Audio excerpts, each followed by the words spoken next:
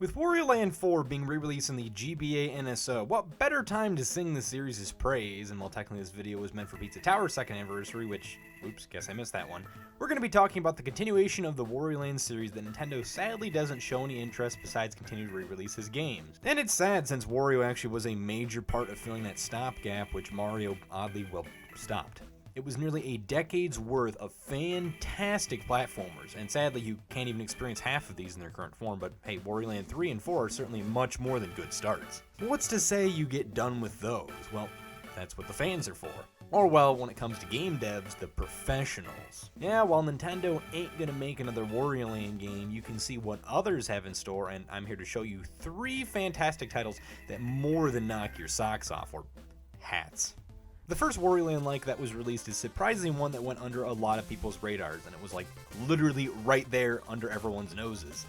Since it was a part of a franchise that whenever someone speaks the word indie, Shovel Knight is one of the first to appear, and while Shovel Knight on its own is a fantastic platformer, it got a bit confusing later on since it does release a multitude of, no, DLC is not the right word, brand new entire games. Yes, there are a lot of people that think these are just simply palette swaps or anything but a brand new game, but they are a brand new game. And having the name Shovel Knight in there might have done a bit of the Wii U effect. That aside, we're looking at the most recent and last released game, Shovel Knight King of Cards. It stars King Knight, who is all about gold, ego, and yes, he's yellow. That's already a great definition for a Wario-like character, but it isn't all about the character that makes up a Wario-like. After all, there's a lot that should be in there for the gameplay department. Well, let me just tell you, it fits that too, and more so like the earlier Wario Land games. Collecting treasure, taking your time, and making some tight platforming jumps.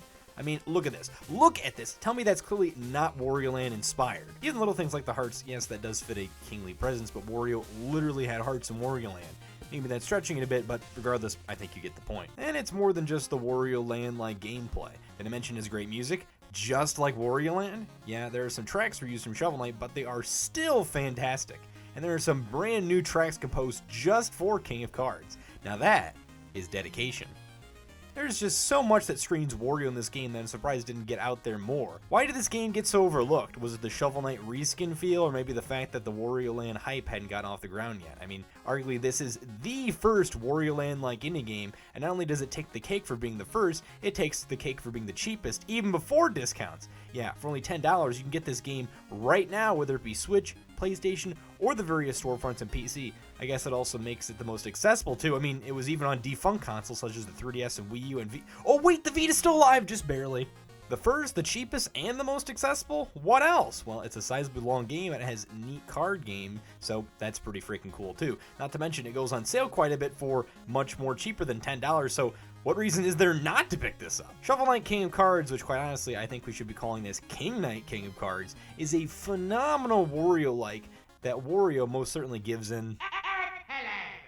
So we're already off to a great start. What's next? Well, how about that piping hot paisano pepino from Pizza Tower? What more is there to say about Pizza Tower that hasn't already been said? It's quite frankly known for pioneering the Wario Land-like, and as someone who's been following its development since the beginning, yeah, I certainly can say that. It's a bit challenging to say what hasn't already been said about Pizza Tower and all its greatness. For $20, you're getting fast-paced, action-packed gameplay with a fantastic soundtrack. Like, Zam! I haven't had a soundtrack this stuck in my head since Undertale. It's got a very unique graphical style too that certainly feels 90s cartoon-like, you know, Ren and Stimpy, SpongeBob, and honestly Peppino just literally screams Courage the Cowardly Dog. I mean, what more is there to say about Pizza Tower? I did an entire video showing off all the inspirations from the Wario Land games already, and the game's got freaking Mort the Chicken in it. Yeah, Mort the Chicken. Why does that matter? I don't know, ask Nitro Rad. Pizza Tower just celebrated its 2nd year anniversary, and since then we've gotten some neat updates such as a Richter mode using Peppino's rival The Noise. Yeah, that's only a Noid parody. Some might say the game is a bit pricey, but it's not like it doesn't go on sale. It's on Switch and Steam, so I'm sure it's accessible enough for most of you. Not to mention it'll have a physical copy this year with a neat pizza oven timer, so that's cool. I feel like Pizza Tower is still its own thing, its own pizza. I might say with Sonic toppings over there, Rayman over here, Doom there, and Wario of course, and all the other stuff too. You'll be quite stuffed too trying to 100% this game as well. Really quick, I want to give a shout out to Anton Blast. Now sadly I haven't played much of Anton Blast because, well, I'm waiting for the physical copy, but until then, what I can say is what I have played of the demo for Anton Blast is it is a phenomenal game. I think it's really freaking cool how you jump to and fro between the background and the foreground, such as the VB Wario Land game. I mean, who the heck remembers VB Wario Land? Such a forgotten Wario Land game that has never been re-released before, and sadly it is the most inaccessible Wario Land game because, well, Nintendo just doesn't really seem to care to re-release their Virtual Boy games. I mean, maybe you can play at the Nintendo Museum, which is apparently there's like Virtual Boy emulation there or whatever, but who knows when Nintendo will make it happen. I mean, it sucks because the 3DS, that was a perfect time to release VB games, but whatever though. Anyways, that is really cool that Anton Blast reinvigorates that missing aspect of the Wario Land series. I mean, what the heck else did that as well? Mutant Muds? Yeah, try to find a video in 2025 that talks about Mutant Muds besides this one without being smart and typing in the comment section saying like, oh, actually I'm going to make my own or something. It's like, alright, anyways, getting way off topic. Anton Blast, though, I feel like really does feel like another similar cartoon kind of game like Pizza Tower. I honestly thought that Anton Blast is Nickelodeon while Pizza Tower is Cartoon Network, but apparently it's SpongeBob inspired more so for Pizza Tower. But that's how I always freaking thought because their intro sounds similar as well. But besides that as well, it is more fast-paced, action-packed gameplay that, hey, if you haven't seen Anton before, well, he was known in a little game called Anton Ball Deluxe. I thought that was a pretty freaking cool game, which that game's like usually $1 on Steam on sale, and then Anton Blast hasn't really got on sale. It's the most recent Wario-like game as well. It came out last year or just a couple of months ago. It's on the Switch and Steam. There's only a demo from what I can see available for Switch easily. For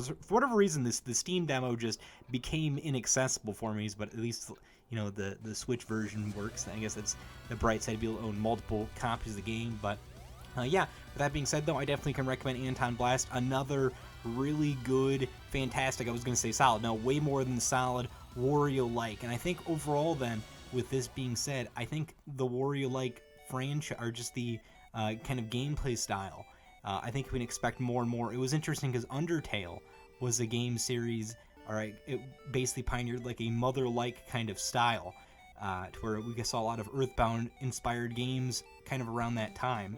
And now with Wario Land coming out, I think what Undertale and Earthbound got with its renaissance, I believe we're going to be getting with the Wario-like. And I hope that does happen since, well, Nintendo really needs to bring back Wario Land. It's awesome to see we've gotten games like Paper Mario come back, along with Mario and Luigi, and along with Mario RPG, Legend of the Seven Stars. But I think Wario Land is the last game we really need to see. I mean, we got freaking F-Zero. We got a freaking F-Zero 99 Battle Royale kind of game. If freaking F-Zero can come back, Wario Land can come back. Like, come on, yeah, no, Nintendo Switch Online does not count. We need to see Wario Land games come back, whether it be that VB Wario Land remake or whatever it may be. A new Wario Land game, like, come on, maybe Wario Bros. Land? I don't know, whatever it may be, though. Hey, until then, let's appreciate what the fine artist can do that Nintendo don't.